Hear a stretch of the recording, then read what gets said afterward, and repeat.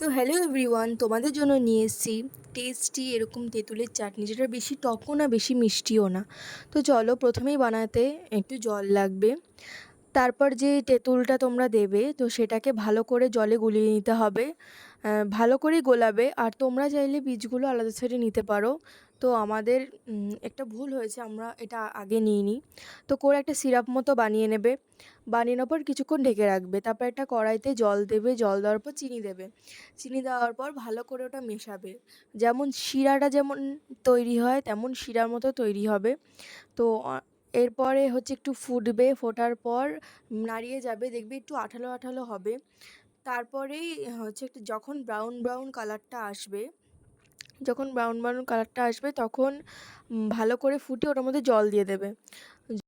দেখো, এখানে জলটা দেওয়ার একটাই কারণ, আমরা কেন এভাবে বানিয়েছি, যাতে দোকানের কোনো কালার না হয়, এটার কালারটা এমনিই চলে আসবে।